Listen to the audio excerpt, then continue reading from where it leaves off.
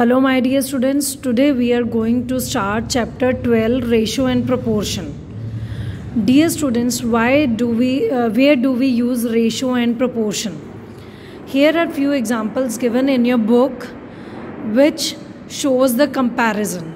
Like here two girls are there, one is Avni and other is Sherry. They collected the flowers. The first girl Avni collected 30 flowers and Sherry collected 45 flowers, right?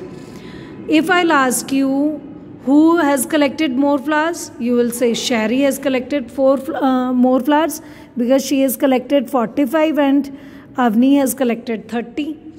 अब आपसे पूछा जाए कि कितने ज़्यादा collect किए शैरी ने, तो आप क्या कर देंगे, दोनों को माइनस करके बता देंगे. 45 minus 30 that is 15 means Sherry has collected 50 more flowers than Avni. Means we have used comparison to compare the things. यहाँ पर हमने क्या किया, डिफरेंस को यूज़ किया, माइनस करके पता लगाया कितना कंपैरिजन है. Again let us take one more example. The boy is Rahim and the girl is Avni. The height of Rahim is 150 centimeter. Rahim की height है 150 centimeter. Avni's height is 140 centimeter. If I'll ask you whose height is more, you will say Rahim's height is more. And by how much? कितनी ज़्यादा है, comparison करना है हमें, तो आप क्या करेंगे, दोनों को माइनस करके दिखा देंगे. 150 minus 140 is equal to 10 centimeter. Means Rahim is 10 centimeter taller than Avni. तो अगेन हमने कौन सा मेथड यूज़ किया, we have used difference method.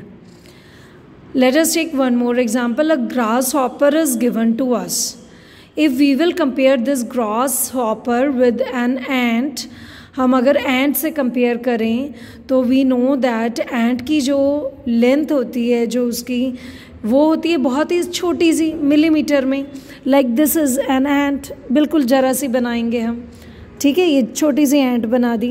And so much big grasshopper is there, we can't compare. ऐसे केसेस में हम compare नहीं कर पाते हैं because it is too small and it is too bigger than the ant. So in such cases हम क्या करते हैं कि एक ग्रास हॉपर को कितनी एंट्स रिप्लेस कर सकती हैं, तो हम बोल सकते हैं कि 20 to 30 एंट्स कैन रिप्लेस.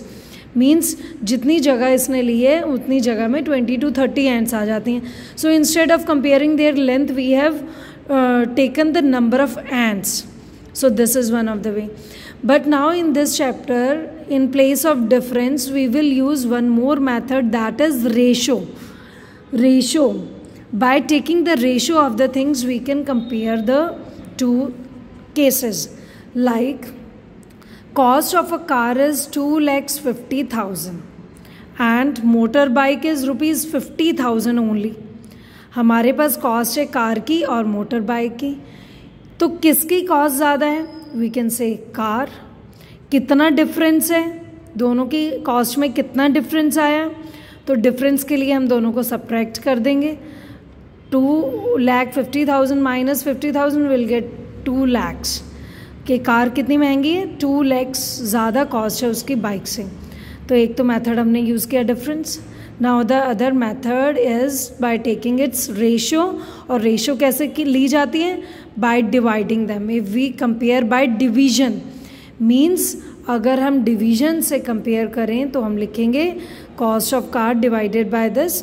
तो हम क्या करेंगे, ये 4 zeros से 4 zeros कैंसिल हो गई, 5 1s are 5, 5 5s are 25. So ratio will be 5:1. तो हम बोल सकते हैं कि कार की जो कॉस्ट है it is 5 times more than the motor bikes cost. तो ये हो गया दूसरा मेथड. पहला मेथड हमने डिफरेंस यूज़ किया दोनों केसेस में, but now we have used the division method, and this division method is known as the ratio. So dear students, the word we use times, the times word we use in ratio.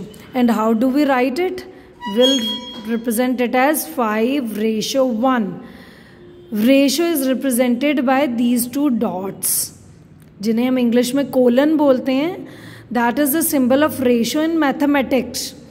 So how much costly is the car than the bike? It is 5 times than the cost of a motorbike. Here also we can take some more examples. Here the ratio is there. Like the father's weight, daughter's weight is 25 kg.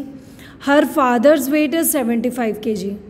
तो अगर मैं difference से पूछूं तो difference में क्या होगा? 75 minus 25 that is 50 kg. Means जो फादर हैं he is having 50 kg weight more than the daughters weight. But अगर मैं इसी को रेशो की फॉर्म में पूछूं तो हम क्या करेंगे? हम रेशो ले लेंगे 25 kg of father divided by 75 kg of father. तो केजी से केजी कैंसिल, रेशो में फिर हम यूनिट्स हट जाएंगी. और 25 1s 25 3s means 1/3 means the ratio is 1:3. और we can call it as 1:3. 1:3 means father's weight is 3 times. तो रेशो में हम वर्ड टाइम्स यूज करते हैं. 3 times more than the daughters weight. So we compare the two quantities in terms of number of times. तो जब हम how many times बोलते हैं, this comparison is known as ratio. So for the ratio, to find out the ratio, we use the division method, and for division we use the word times. Like this is daughter's weight, this is father's. Father is 3 times, father's weight is 3 times more than daughter's weight. So this is the example. Like ratio of the cost of a pen to the cost of pencil. Cost of the pen is 10 rupees, pencil's cost is 2. So if I want to compare in ratio form, I'll do the division. So 10/2 means 2 1s are 2, 2 5s are 10, 5/1 means 5:1. Means the cost of the pen is 5 times the cost of the pencil. So dear students, this is the ratio method. Now dear students, do try this box, try these once yourself to find out the ratio, to do the comparison. Like in a class there are 20 boys and 40 girls. What is the ratio of the number of boys to the girls? जिसका उन्होंने पहले बोला होता है वो numerator में लेते हैं, 2 के बाद जो होता है वो डिनोमिनेटर में. So number of boys 20 divided by 40. तो अगर मैं इनकी रेशियो निकालूँ 20 divided by 40, so 2 1s are 2, 2 2s are 4. So what is the ratio? 1/2, that is 1:2. Means boys are 2 times than the girls. Second try these is Ravi walks 6 kilometer in an hour. 1 घंटे में रवि ने travel किया 6 kilometre, while Roshan walks 4 kilometer. What is the ratio of the distance covered by Ravi to the distance covered by Roshan? तो रवि का distance हम numerator में लेंगे, that is 6 kilometres divided by Ravi का डिस्टेंस, रोशन का डिस्टेंस हम denominator में 4 kilometres. Kilometre will get cancelled out. So it is 2 2s are 4, 2 3s are. So the ratio will be 3:2. This is the ratio of their distance. So dear students, try these applications, these questions once yourself also. Try these two different methods also by taking their ratio. Like Avni collected 30 flowers and Sherry collected 45. So what is the ratio? क्या लेंगे हम? 30 divided by 45. Means for the ratio we use the division method. So try all these concepts once in your notebook or in your rough notebook today, and then tomorrow we will start, in the next video we will start the first exercise. That's all for now. Thank you.